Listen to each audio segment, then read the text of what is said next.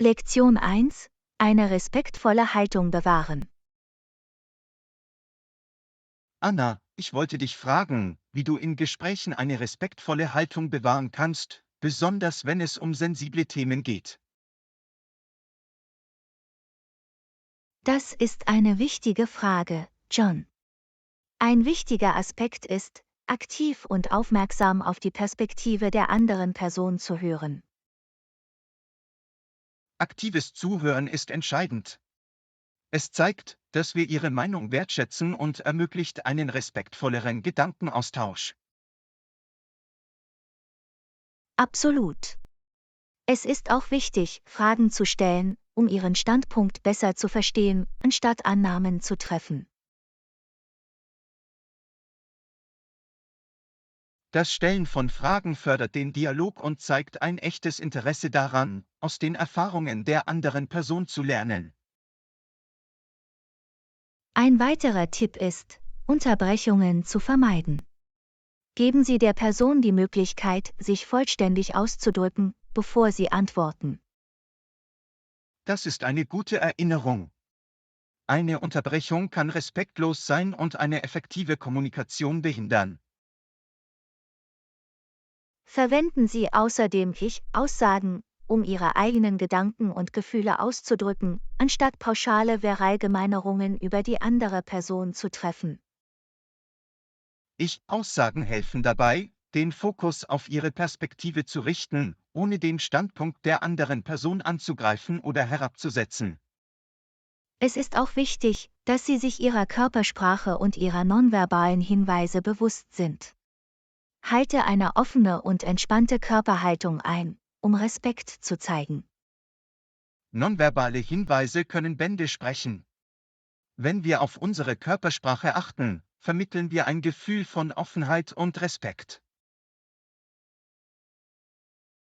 Bei der Erörterung sensibler Themen ist es wichtig, das Gespräch mit Empathie und Verständnis anzugehen. Empathie spielt eine entscheidende Rolle bei der Aufrechterhaltung des Respekts. Wenn wir uns in die Lage der anderen Person versetzen, können wir eine harmonischere Diskussion fördern. Und wenn das Gespräch hitzig oder angespannt wird, ist es in Ordnung, eine Pause einzulegen und das Thema erneut aufzugreifen, wenn sich die Emotionen gelegt haben. Eine Pause einzulegen kann eine kluge Entscheidung sein.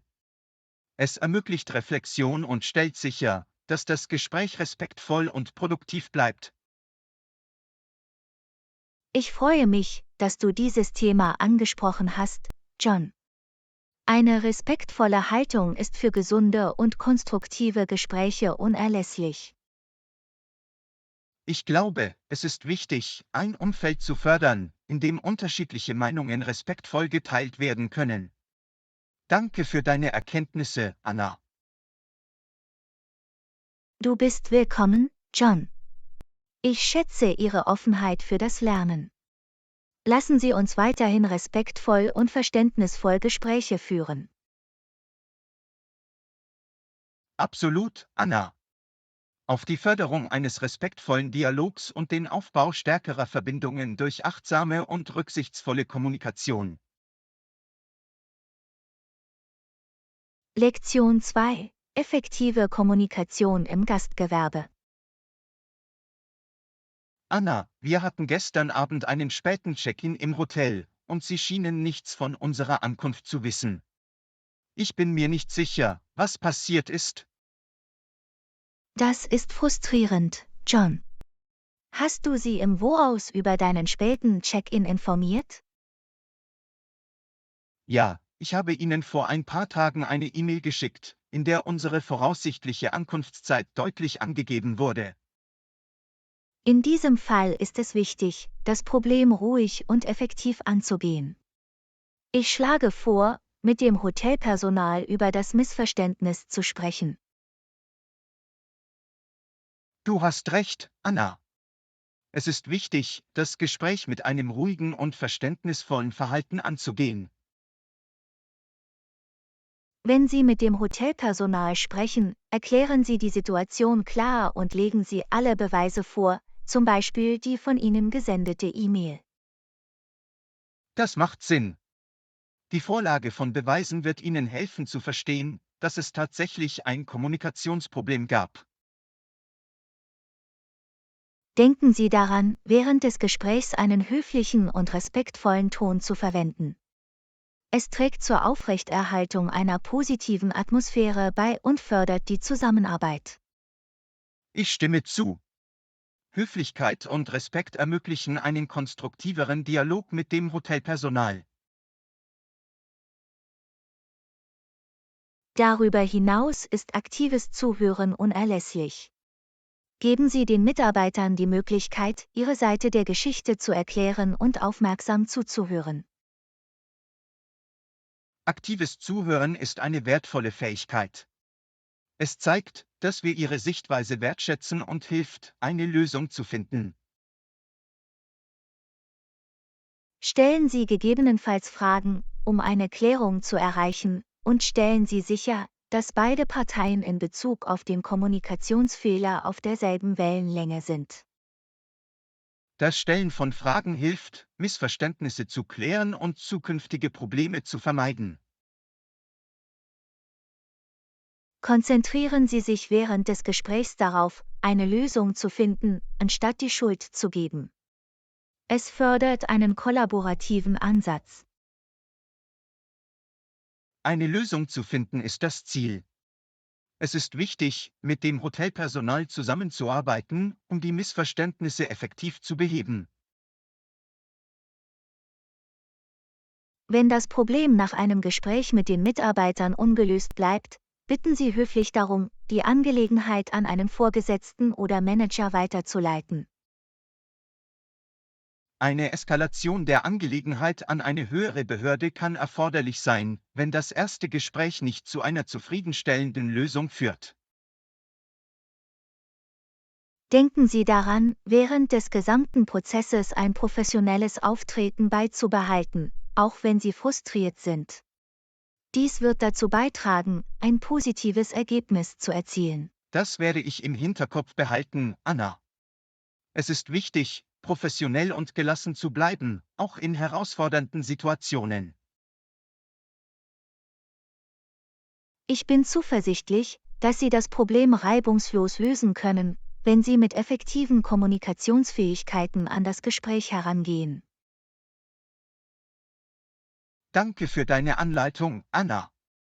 Ich danke dir für deine Unterstützung. Auf eine effektive Kommunikation und die Behebung von Missverständnissen. Prost darauf, John. Möge Ihr Gespräch mit dem Hotelpersonal produktiv sein und möge das Missverständnis zu Ihrer Zufriedenheit behoben werden. Ich werde mich um ein positives Ergebnis bemühen. Nochmals vielen Dank, Anna. Ihr Rat ist von unschätzbarem Wert. Lektion 3: Unterkünfte auswählen, Hotel oder Lodge. Anna, ich plane eine Reise und versuche mich zwischen der Buchung eines Hotels oder einer Lodge für Unterkünfte zu entscheiden. Was denkst du? Das ist eine gute Frage, John. Das hängt von der Art der Erfahrung ab, die Sie suchen. Hotels bieten Komfort und Annehmlichkeiten, während Lodges ein eher rustikales und naturorientiertes Erlebnis bieten. Ich verstehe. Ich schätze Bequemlichkeit, aber ich genieße es auch, der Natur nahe zu sein. Was sind einige Vorteile eines Hotelaufenthalts? Hotels bieten oft eine Reihe von Dienstleistungen wie Zimmerservice, Zimmerreinigung und Annehmlichkeiten wie Pools oder Fitnesscenter an. Sie können eine bequeme Option sein, wenn Sie einen luxuriöseren und verwöhnteren Aufenthalt bevorzugen. Das klingt ansprechend. Wenn diese Dienste sofort verfügbar sind, kann die Reise entspannter und angenehmer werden. Was ist mit Lodges? Die Lodges befinden sich in der Regel in einer malerischen und natürlichen Umgebung. Sie bieten eine engere Verbindung zur Natur und bieten oft Aktivitäten wie Wandern, Tierbeobachtungen oder Outdoor-Abenteuer an. In der Natur zu sein und Outdoor-Aktivitäten auszuüben klingt fantastisch.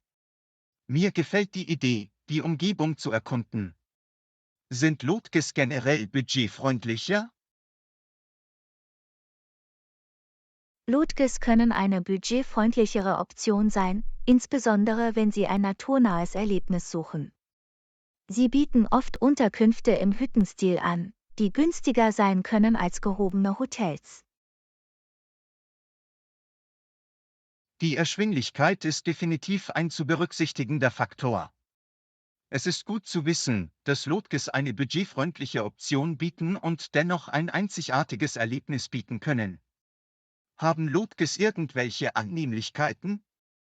Lotges verfügen zwar möglicherweise nicht über die gleiche Ausstattung wie Hotels, bieten aber in der Regel wichtige Einrichtungen wie bequeme Betten, private Badezimmer und Gemeinschaftsbereiche zum Entspannen.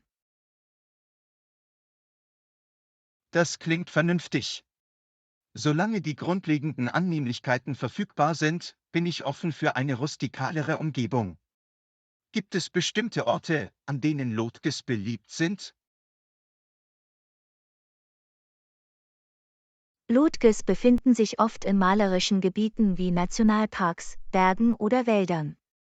Orte, die für ihre natürliche Schönheit bekannt sind, bieten in der Regel eine Vielzahl von Lotges, aus denen Besucher wählen können. Die Erkundung von Nationalparks und Bergen stand schon immer auf meiner Wunschliste. Ein Aufenthalt in einer Lodge wäre eine großartige Gelegenheit, in diese Umgebung einzutauchen. Das klingt nach einem wunderbaren Abenteuer, John. Egal, ob Sie sich für ein Hotel oder eine Lodge entscheiden, überlegen Sie, welche Art von Erlebnis Sie sich wünschen und welche Annehmlichkeiten für Sie wichtig sind. Absolut, Anna. Ich werde die Optionen abwägen und überlegen, was am besten zu meinen Vorlieben und meinem Budget passt. Vielen Dank für Ihre Einblicke und Hinweise. Du bist willkommen, John. Ich freue mich, dass ich helfen konnte. Welche Wahl Sie auch treffen, ich wünsche Ihnen eine unvergessliche Reise voller angenehmer Unterkünfte und bemerkenswerter Erlebnisse. Danke, Anna. Danke für deine guten Wünsche. Auf die Auswahl der perfekten Unterkunft und auf eine unvergessliche Reise.